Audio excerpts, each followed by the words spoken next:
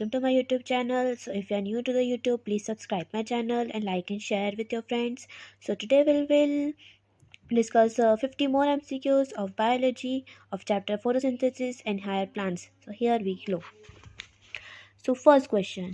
So A will be thylakoid lumen, B will be F naught particle, and C will be F1. So option A.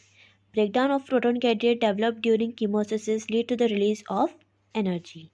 During chemosynthesis, ATP proton diffuses to CF0 channel and activates ATP enzyme. As a result, one molecule of ATP is formed when 2H plus passes through ATPase.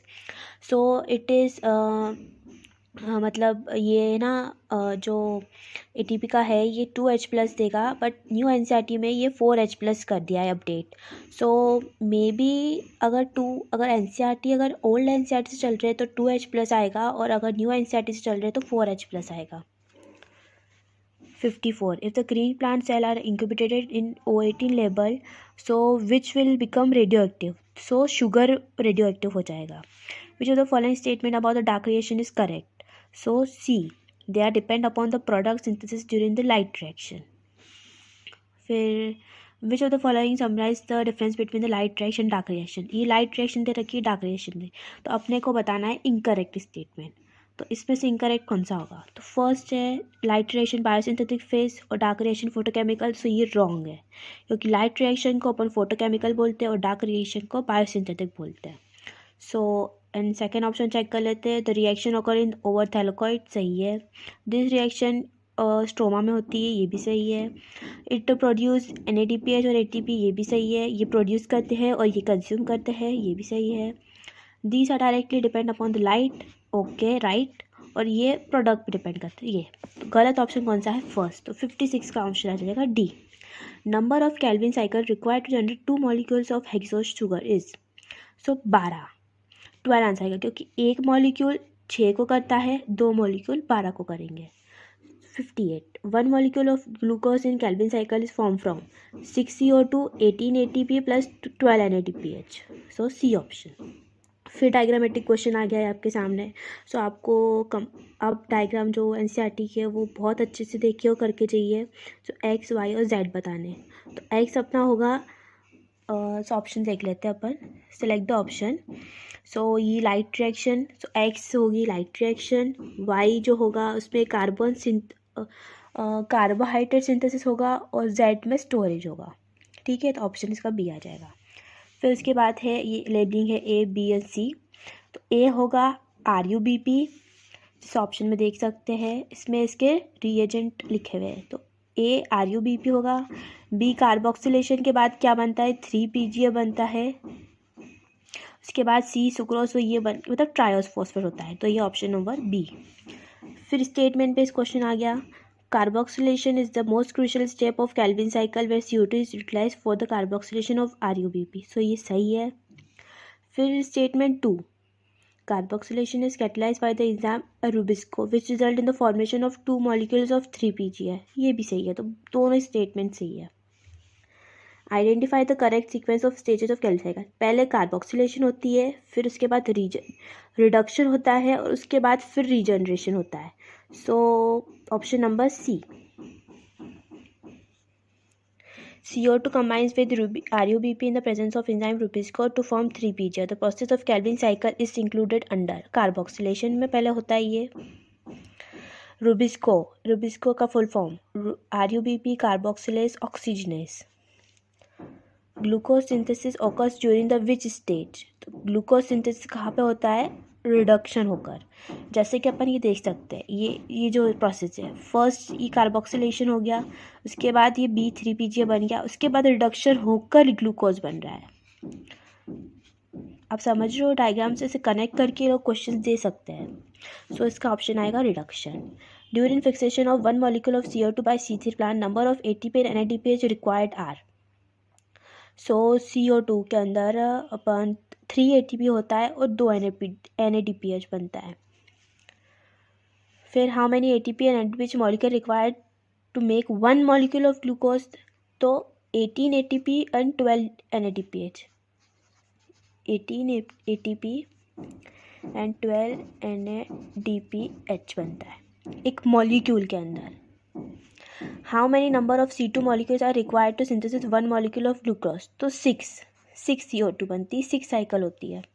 Which of the following statement is incorrect regarding the Calvin cycle of C3 plants? So first stable product बनता है C3 का three phosphoglyceric acid, ये सही है। Sunflower is an example of C3 plants, ये सही है। Calvin cycle occur in bundle sheath cells, ये गलत है। Enzyme PEPcase is absent in C3 plants, ये सही है।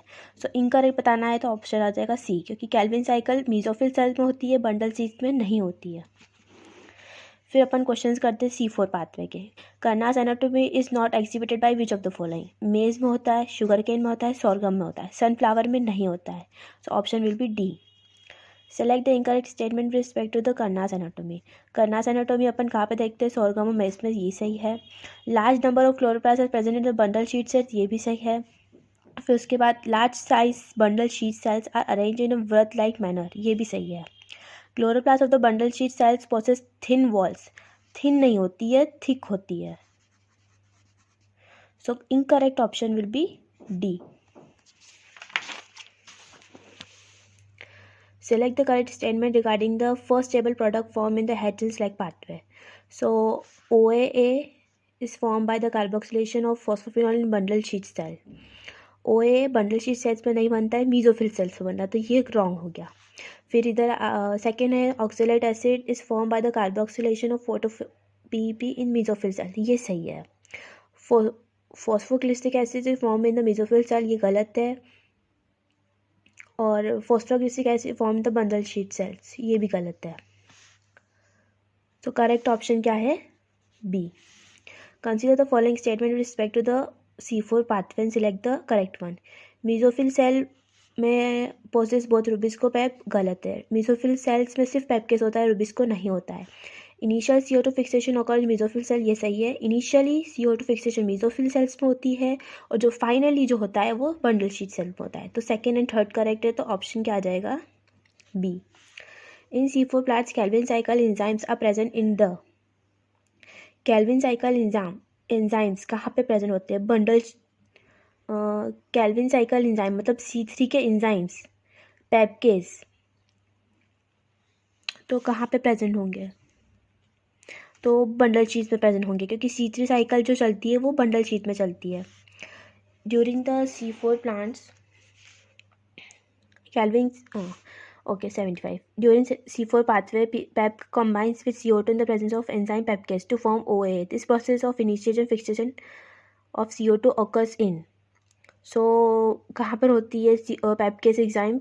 मीजोफिल सेल्स में, तो 75A। फिर एक डायग्रामेटिक क्वेश्चन है, जैसे कि आप देख सकते हैं 76। तो ये ए इधर लेबलिंग करा है A, B और C, तो अपने को बताना है A क्या है।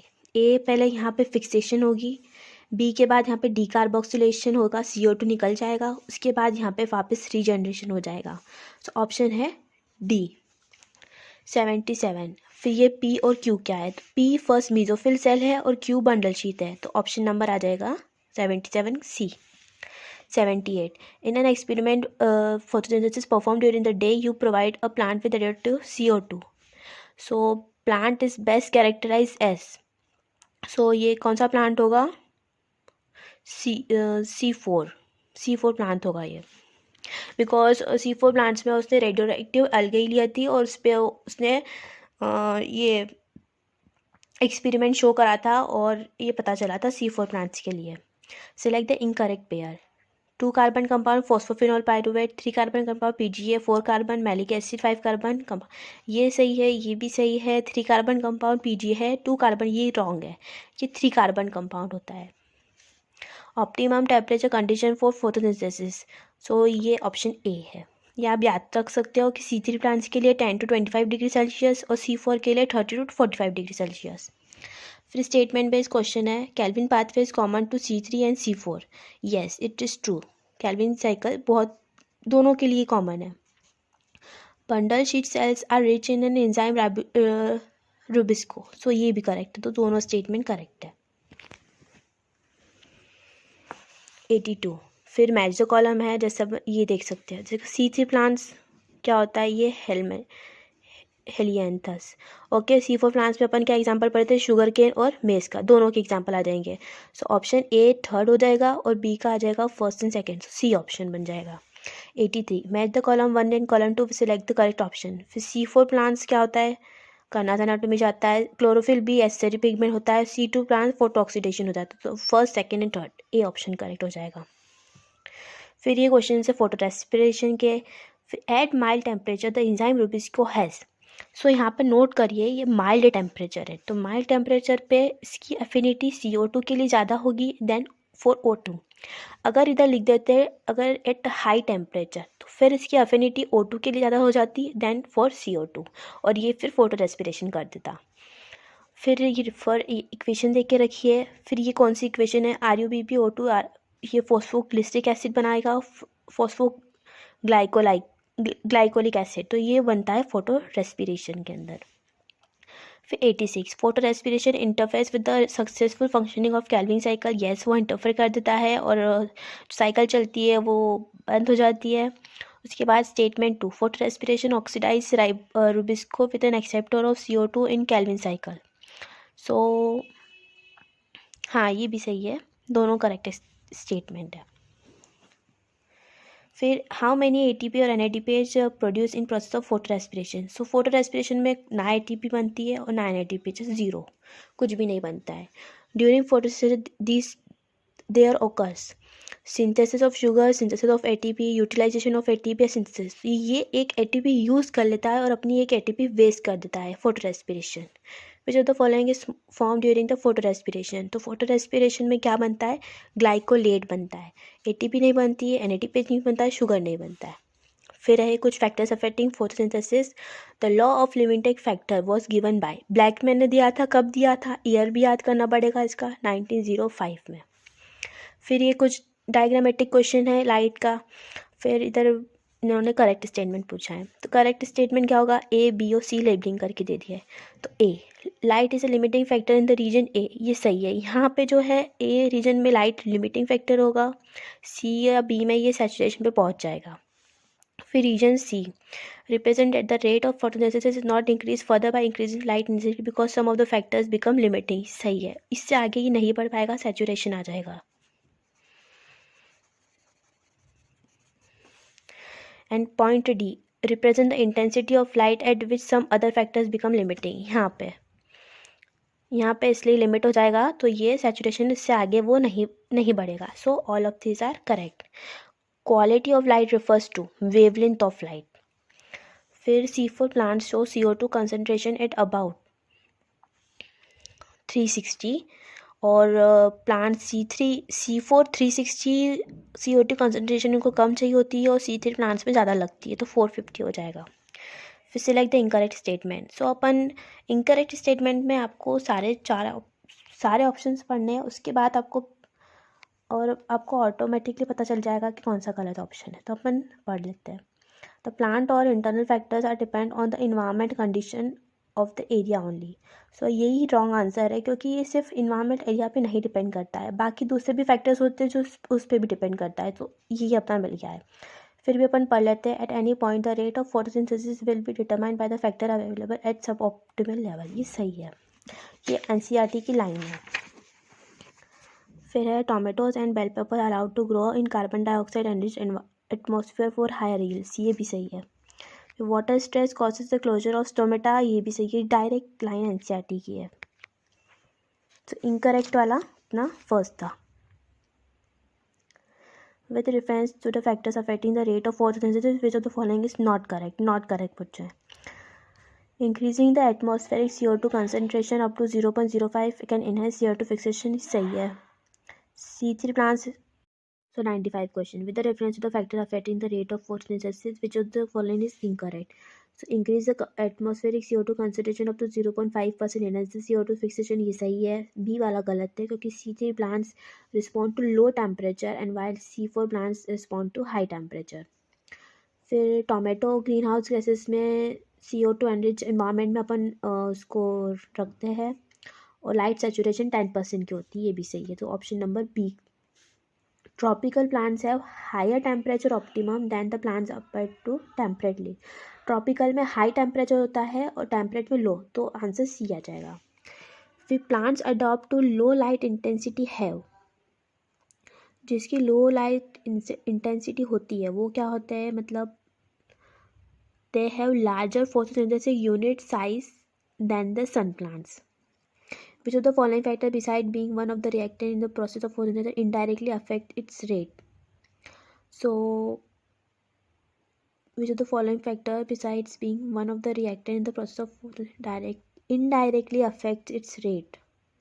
So indirectly क्लोरोफिल करता होगा, बाद में चेक कर लेती हूँ. So ऑप्शन नंबर सी है water. Which of the following is not an external factor influencing photosynthesis? Which is not an external factor. So chlorophyll concentration अपन कोई एक्सटर्नल फैक्टर नहीं है. अपन ने अपनी बुक में CO2 दे रखा है, O2 दे रखा है और अवेलेबिलिटी ऑफ वाटर दे रखा है. इस क्लोरोफिल कंसनट्रेशन से कोई रिलेट नहीं है. The factor which is not a limiting in a normal condition for photosynthesis. तो क्लोरोफिल आएगा, क्योंकि क्लोरोफिल कोई कंडीशन नहीं है जो लिमिटिंग और नॉट लिमिटिंग, सिर्फ ये वाटर, लाइट और कार्बन डाइऑक्साइड है. सो बी ऑप्शन हो जाएगा. Thank you for watching my video and please subscribe and my channel. Thank you.